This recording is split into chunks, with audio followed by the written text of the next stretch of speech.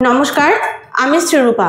Prime জলপাইগুড়িতে আপনাদের স্বাগতম। সম্প্রতি এক অনুষ্ঠানে 14 নম্বর ওয়ার্ডের কাউন্সিলর শ্রাবণী দত্ত ওই এলাকার বাসিন্দাদের সঙ্গে খুবই খারাপ ব্যবহার করেন এবং ওয়ার্ডের কিছু বাসিন্দাদের সঙ্গে তীব্র বাক বিতণ্ডায় জড়িয়ে পড়েন। এই ঘটনায় দলের ভাবমূর্তি নষ্ট হয় বলে এলাকার বাসিন্দারা বলছেন। শিলিগুড়ি পুর নিগমে জরুরি সাংবাদিক বৈঠক ডেকে মেয়র গৌতম দেব বলেছেন যে কাউন্সিলরের এহেন অভব্য ব্যবহার কখনোই গ্রহণযোগ্য নয়, তাই দলের স্বার্থে বহিষ্কার করার সিদ্ধান্ত নেওয়া হয়েছে শ্রাবণী দত্তকে।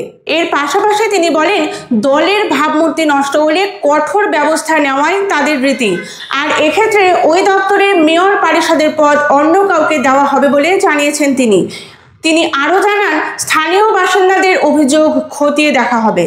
পুর নিগম সূত্রে খবর, এই সিদ্ধান্তে দলের শৃঙ্খলা বৃদ্ধি পাবে আর ওয়ার্ডবাসীদের সঙ্গে তাদের সম্পর্ক আরও সুদৃঢ় হবে। তবে এই ঘটনার জোরে তুমুল তরজা শুরু হয়ে গেছে রাজনৈতিক মহলে। একটা সিদ্ধান্ত এটা কমিউনিকেট করছি, সেটা হচ্ছে যে পুর নিগমের মেয়র পরিষদ থেকে শ্রীমতী শ্রাবণী দত্তকে অব্যাহতি দেওয়া হয়েছে এবং যে কদিন এই নতুন এমআইসি কেউ মনোনীত হবে ততদিন পর্যন্ত এই ডিপার্টমেন্টটা মেয়রের কাছে থাকবে।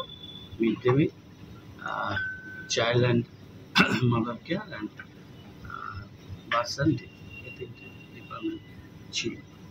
দলের নির্দেশে আমাদের এই সিদ্ধান্ত এটা নিয়ে আমরা আজকে নোটিফিকেশনটা ইস্যু করেছি। কালকে যে ঘটনা, পরশুদিন যে ঘটনাটা ঘটেছিল, আপনার কাছে তো অভিযোগ এসছে দুই পক্ষের থেকে, তো সেক্ষেত্রে কি মানে শ্রাবণীদির কোনো ভুল ছিল বলে প্রমাণিত হয়েছে? না, দলের নির্দেশে এটা করেছি। ঘটনাটা অনভিপ্রেত এবং অবাঞ্ছিত ছিল।